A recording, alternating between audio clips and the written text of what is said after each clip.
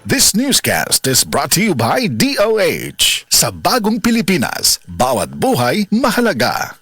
Mga kababayan, ang pagbabakuna ay subok, epektibo at ligtas na proteksyon na ating katawan laban sa mga sakit. Kaya naman, simula sa ika-7 ng Oktubre, sa pagtutulungan ng Department of Health at ng Department of Education, maaari nang makapagbakuna ng libre sa mga pampublikong paaralan. Hindi lang ito para sa ating mga anak, kundi para rin sa karamihan. Sa isang bagong Pilipinas, bawat buhay mahalaga. Ang respiratory diseases usa sa nagunang hinungdan sa kamatayon dinhi sa Pilipinas. Busa siguraduha nga himsog kanunay ang imong baga aron makalikay sa mga sakit sama sa lung cancer, COPD, tuberculosis ug uban pang sakit sa baga. Uban sa saktong diet, exercise ug pahuway, pag-inom og Vitalungs capsule.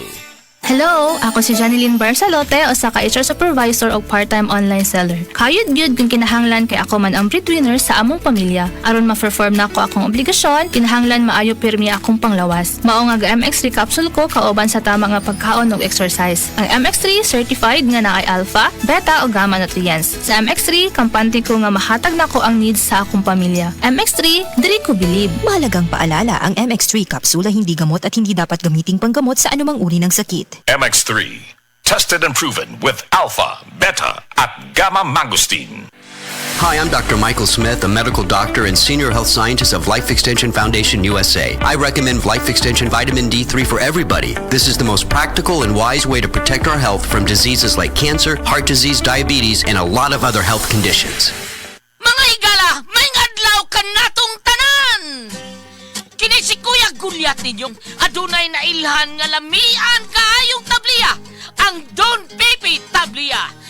Sa kaumot ng kalami, walay modili, sa Don Pepe nga tablia, kini mao'y paborito. Mag Don Pepe. Don Pepe Tablia, sarap ni bay, kung makatilaw ka.